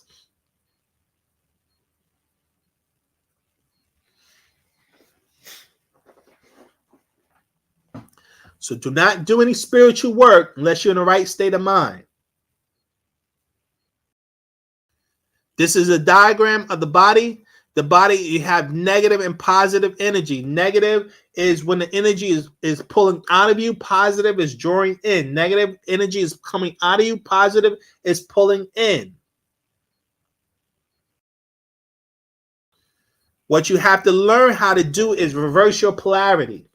Your polarity is in a negative state. You're constantly releasing energy. From the time you wake up to the time you go to sleep, you're in a negative state, constantly releasing energy like the earth.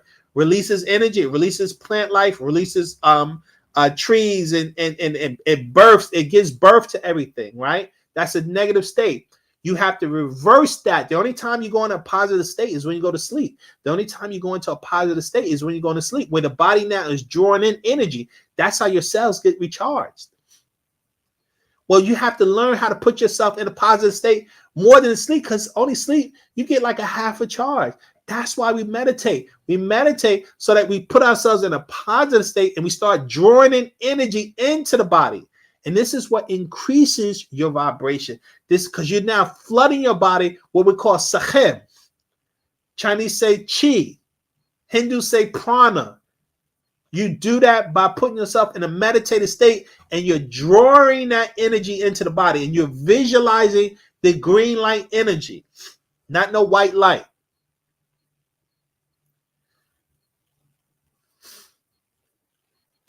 And that reverses the body's polarity. And it will put you in a positive state instead of a negative state. And this whole book explains that in detail. So I'm just moving through different sections so that, you know, it explains the process of developing oneself spiritually so that you can tune yourself into the plane of force and the spiritual plane.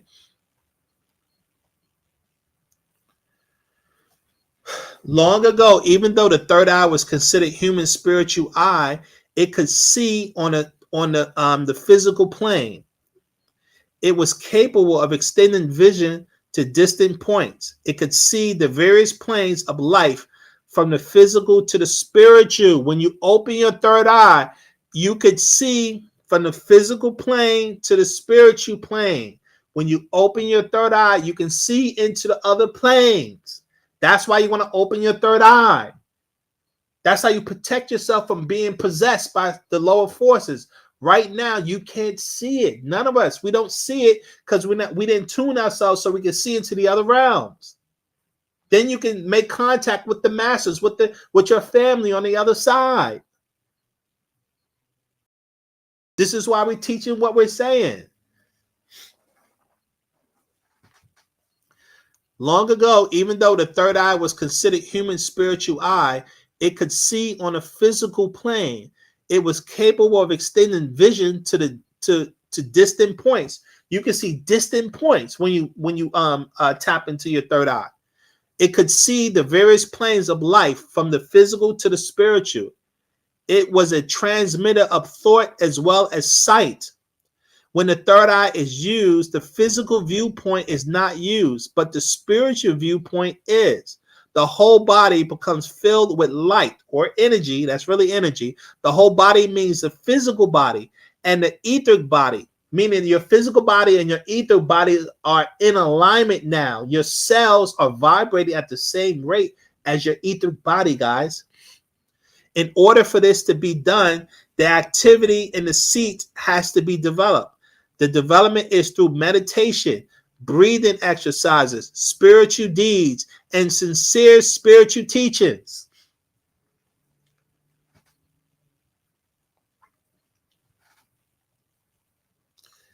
All right, I'm going to stop right there, and I'm going to move on to the last book. This is The Master's Secrets.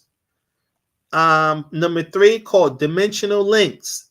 And the back, The Sacred Ash. The Master's Secrets, Dimensional Links. And the back, The Sacred Ash. Here the master breaks down. You have the mental reservoir here. This is a diagram. The physical you, the brain, the physical you on the left side and the right side. 29 relatives, the spirit forces that are part of you. The left side, you have the mind and the living. On the right side, you have the spirit and you have the dead. In the middle, you have your thoughts. In the center, you have emotions, you have thinking and reasoning. That connects you to the mental reservoir. When you tap into that mental reservoir, it increases your reasonability. So all the spiritual stuff I was saying you can do, your reasonability will increase. Once you really start developing yourself spiritually, your reasonability will increase. You'll start getting downloads. Trust me. This doctrine becomes easy. You'll start comprehending the things that the master teacher has been teaching in the doctrine easier.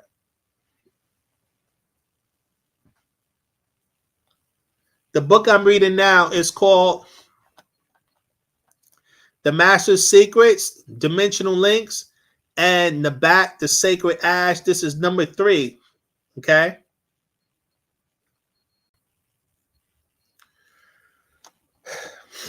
Okay, so so now we talked about in the very beginning, we started with the remember, we started with what's that? The Bible interpretations, where the master said 50 some odd years ago, you guys are under a spell. You're spiritually ignorant. And as long as you remain spiritually ignorant, there's no way you could defeat Leviathan, these negative forces.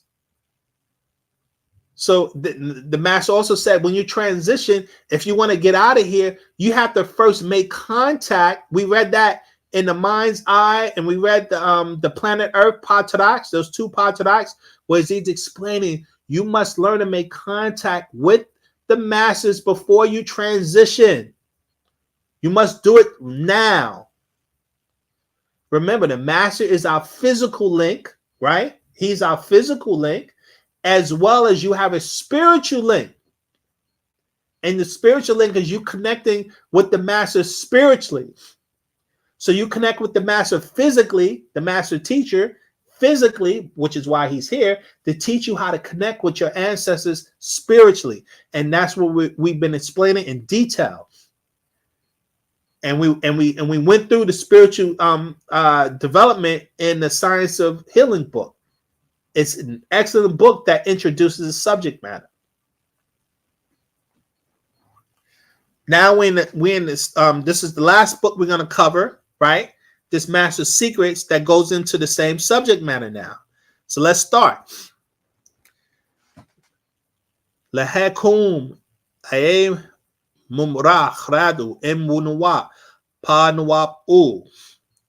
for my beloved children of Wu-Nawap, the Nawapians, as I, Panabab Yanun, transcribe for you, Jahar-u Shalel Patartwi, jewels of my divine eyes, so much of our renewed story, call Wu-Nawap, your way to Tenkai's salvation. You must, Tahum, overstand mind and mental, spirit and spiritual, omniverse, and Wahoo Makwam, universe. And the powers of mental reason into Akal, your mind.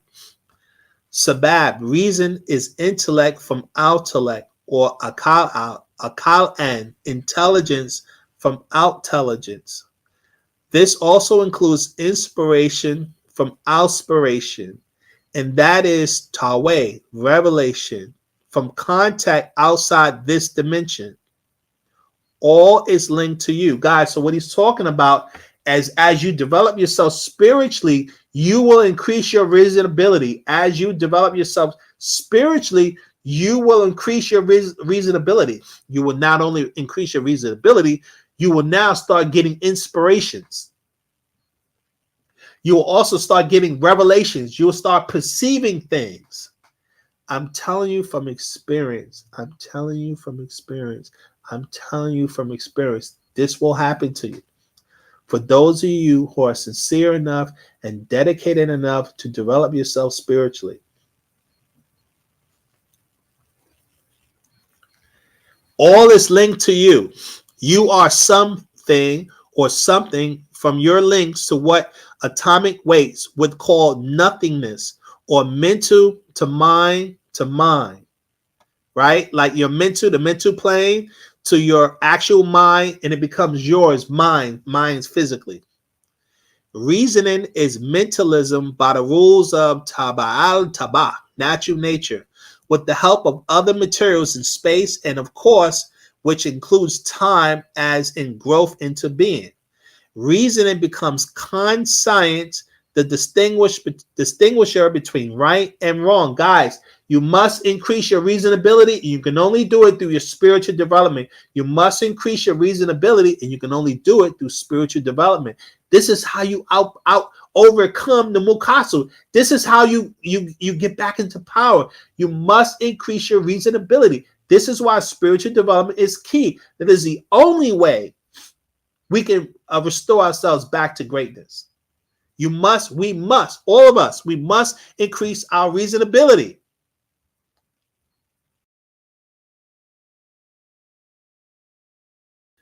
Question. It's hard to cut off the outside world. How can one really focus on blocking outside forces? Excellent question.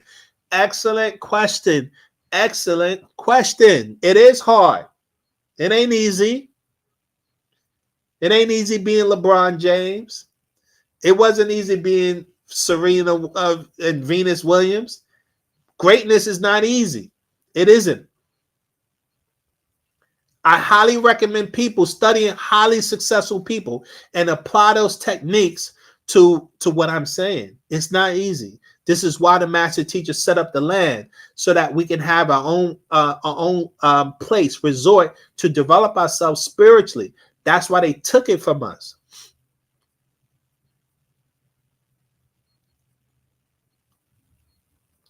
I highly recommend developing the techniques of highly successful people who are highly motivated. Of course, they have strong spirit forces. It is important to be around strong spiritual minded people, positive people.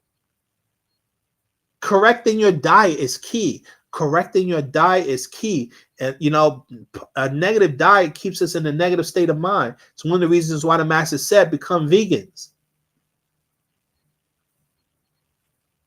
So there are techniques that can help increase your willpower, because that's what we're dealing with here, to develop one's willpower so that you can stay focused to develop yourself spiritually. And we're going to keep talking about this week after week. So that's why I'm doing what I'm doing. This is why I highly recommend you guys to study the lessons that we're putting out here on my YouTube. Study these, watch these videos over and over. Read the books over and over. It helps, it gives you mental strength.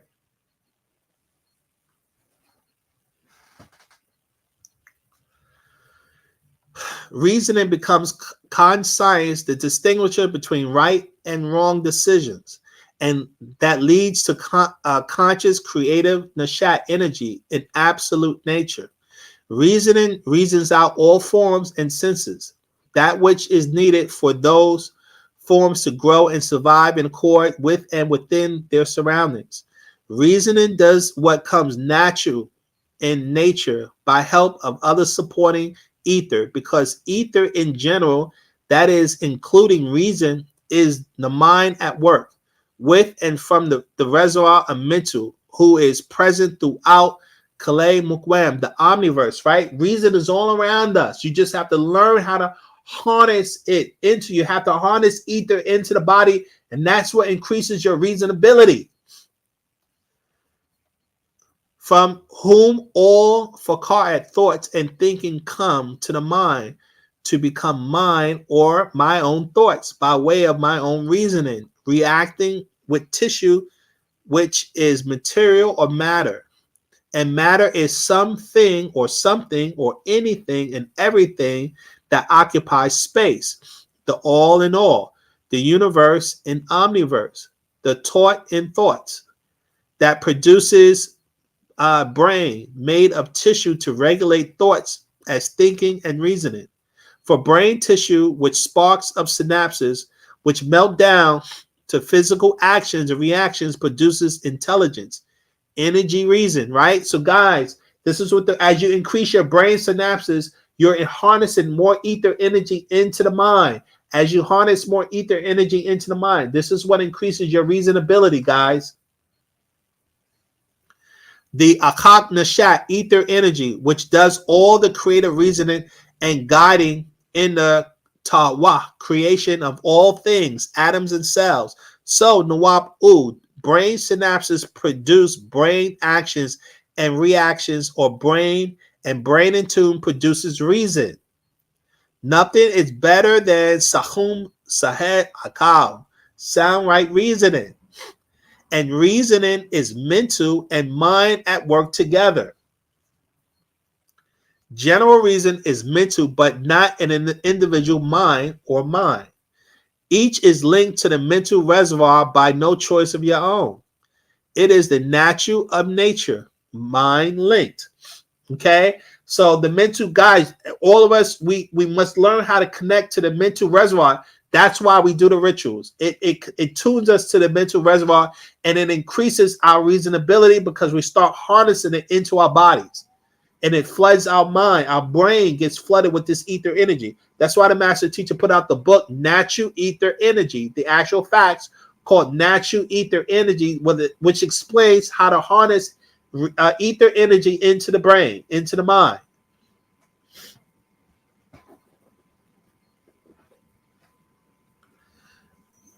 It is natural and nature mind link. It is only when personal tataf at emotions come in that the reason changes to the reason I did this or that is the reason why I felt, or I should do this or that, go here or there, or my own reason. This happens from outside influences or inside relatives, outfluence in your personal genes for 4 generations. So Nawab reason is mind produced by brain concentration, guys. Reason produced by synapse sparks of colored light or shallow concentration in general thinking creates the atmospheric mind or mental environment because it is not dense enough and adhesive enough to be an individual thought being. However, reason produced by heavy or deep concentration called chanting, meditation, prayer, is thought being formed into action. It links you interdimensionally with your ancestors on the same frequency, vibration, and genetic code as your being, both physical and mentally. Do I need to read that again? Let's read that again. This is paragraph 30. However, reason produced by heavy or deep concentration called ranum, which is chanting, and or takmal, which is meditation, and or tamas, prayer, is thought being formed into actions and links you interdimensionally with your salafu, your ancestors, on the same tawal, frequency, vibration, and genetic code as your being, both physically and mentally. This is how you communicate with your ancestors. This is how you contact your ancestors.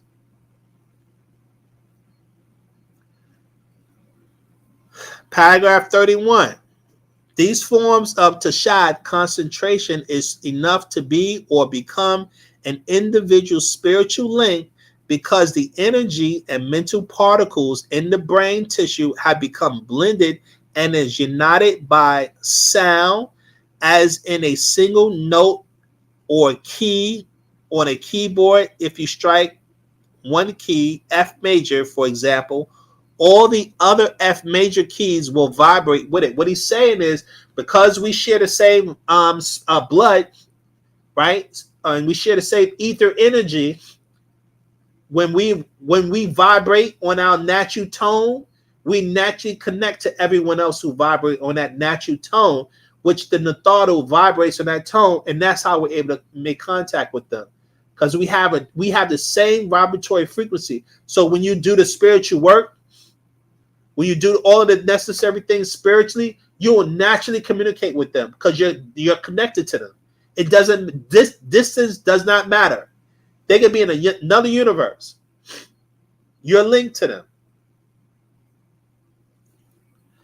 None other as the tuning fork will reveal to you. The same with your skull. It vibrates as you Natuk speak, or Ghanui sing, and Ranum chant. All others of your genetic origin or Salau race can become in tune with you. I repeat, all others of your genetic origin or race can become in tune with you. That is mind link, just a radio station or television channel, right?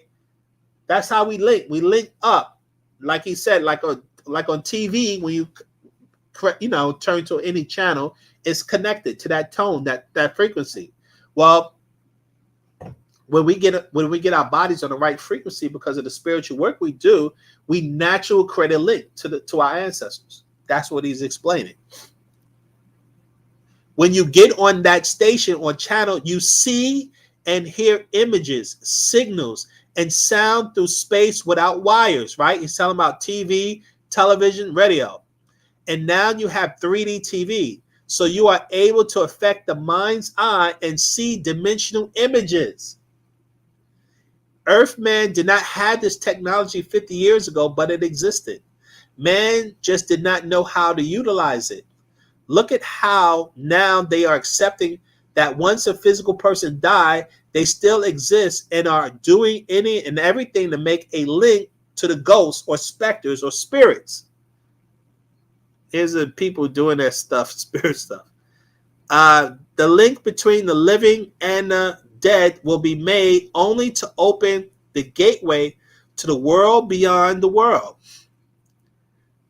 The Satu Achak Mukwanu, 6 ether beings, can't make it there, for they have lost their link, which is their Ba, the soul. Well, just like the use of technology, so also in time they would have been able to cruise from this 3rd dimensional realm to the 4th, 5th, 6th, 7th, 8th, and 9th, on up to the 10th, or realm of divine mind. And being, if only they had respected the rules of natural nature, guys. So he's explaining how to move up the smack circle. Okay? You have this ability now. I repeat, you have this ability now as your mind link has been cut off. You have this ability now as your mind link has not been cut off, only blocked by interference of those on lower levels. That is your 9 ether blocked by 6 ether. So you can't bring forth dimensional sound and images across to this third dimensional realm. Just as they now can transport 3D images and surround sound through space and time to appear real.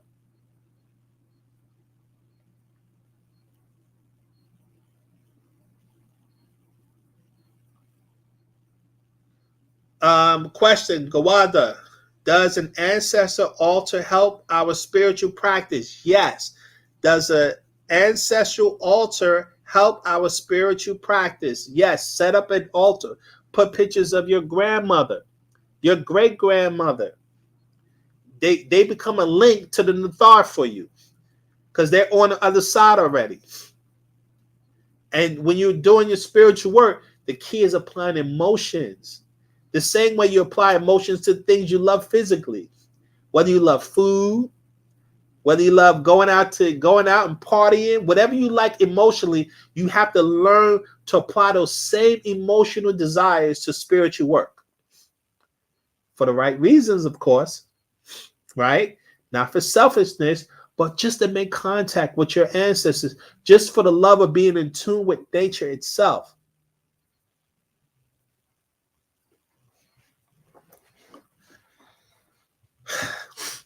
So he's saying right here, you have the ability to make contact with them. From a sender to you, the receiver.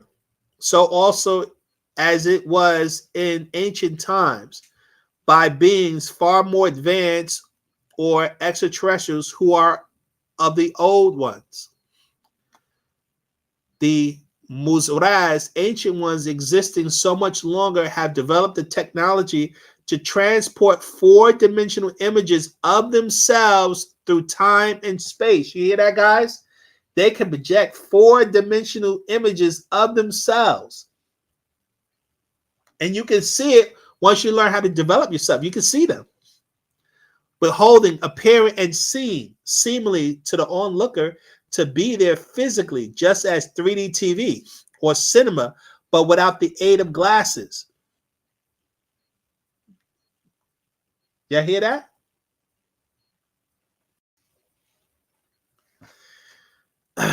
And even far more advanced teleportation of the actual cells, tissues, and brain signals. And Munzal, an incarnated one, in Jasad, flesh, and demand blood, or to come in a person as they, in world, Za'am, religions, opinions, all claim their prophet's experience. That's the master teacher. So one actually incarnated physically for us.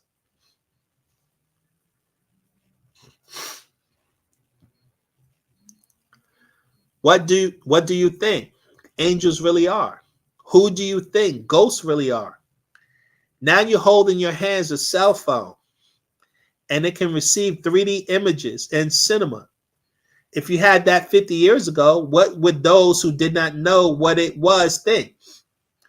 Now all you would have to be given is tabras, projection outward from your cell phone. And the image could be projected out in space, appearing to be right there, or in fact is right there. All this is the brain tissue at work, reasoning out things, putting together formulas that yield results, all by way of heavy or deep concentration on your ancestors, the genetic link, or spiritual to spirits. Guys, through the rituals, this is how you do it. This is how you make contact. This is what the master teacher is explaining. You have this power inside you.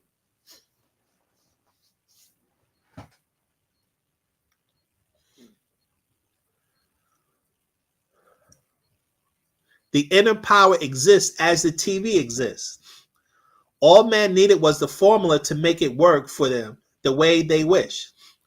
The power of concentrated energy is enough to be or become the link because of the energy and the black magic, dark matter and dark energy that still exists in your body as a first world race of Pataites. We have that spiritual energy in us, guys. The black magic particles of mind have to become blended and united mentally and physically with vocal magnetic pressure and black magic link to voice or by voice.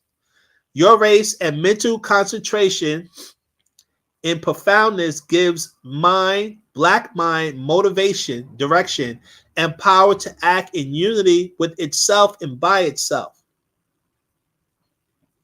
Nuwapians, you have the powers because reason is concentrated mind linked to the mental reservoir in which both the living and the dead are linked. It is generally programmed to do what concentration calls for.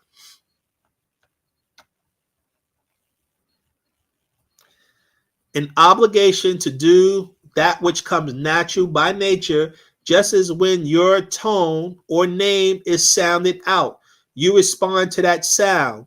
The same is for the spirit world. They hear you and they see you, yet you have a brick wall up because of what you have been taught by six ether forces, incarnated as Kakasu, who block up all the airwaves with their own voices and images. So you can't hear nor see your own relatives or ancestors. Your one choice to believe their religious lies about animism or link to your own culture. Wunuwap is here to relink you to your own. The reasoning of your own natural nature as Pataids, who originate and grow persons and things into system order, is deep concentration on black genetic magic or your chemistry, also called alchemy. We as Nagato are the mental copper, as that is what Nagato means, copper, a mental or metal copper. And as metal or matter, it must be transformed into gold. Cu29 is copper to Au79 is gold. Alchemy changes base metal into gold. So we are called chem or chem or chamem or chem or ham or ham or chemet or chemet or chemicals. We kept the secrets of transformation or transportation, levitation, teleportation, transmutation, and translation. The black magic or magnetic mind power that brings the science power and matter and vacuum, of matter and vacuum. And this is done by phases of general reason that borders an individual spirit straight into one. Yet individual spirit powers do not create physical things unless they are willing to be and ready to be used up in the growth of the creation and not be an individual or genetic group as one. That which is the original reason, Nuwapu, are made into form by the creative energy who grew this one universe inside the omniverse of natural nature and the original persons, the Pataids and things of them, atoms, the building blocks of life. That is NoopooH or NoopooH, the science of natural nature, the original creative force, NoopooH. And I'll stop there, guys. We reached that time. It was a lot. It was a lot. I hope this helps. But you now know you can make contact with your ancestors. You now know the techniques that you need. You know, I showed you the information. I gave you the information. It's in us. You're obligated to do it. You're obligated to do it. This is the only way to fight Leviathan, is to raise yourself up spiritually. There is no other way we can beat them. I hope you guys understand this. There's no other way you're going to beat them. You must develop yourself spiritually. That's why I read those first books, the Bible interpretations and explanations. The master said it damn near 60 years ago. The only way you have to restore your spiritual knowledge. You have to learn how to make contact with the Natharu. This and your reasonability will increase. Once you increase your reasonability, then you will know how to defeat the dragon. We all are obligated to do this. Watch this lecture again. Spread this lecture. Let people know about what we're talking about. Let people know what their abilities are. Our people don't have this right knowledge. They don't. They run around with a whole bunch of philosophy about spirituality. They don't have a clue about the science of development of themselves spiritually, which is what I just went over today. You guys now have the actual facts of what spiritual development is all about. This is just the beginning, though. You can do it. With that note, I bid you well. Right? As I said, spread the word, share this information, share this right knowledge, because our people need to know. And until then, next week. Oh, guys, as a reminder, I will be on Clubhouse. Right? So those who want to talk, we can talk. Come on Clubhouse. And we can talk tomorrow from 7 p.m. to 9 p.m. I'll be on Clubhouse. Okay? And until then, much love, family. Much love.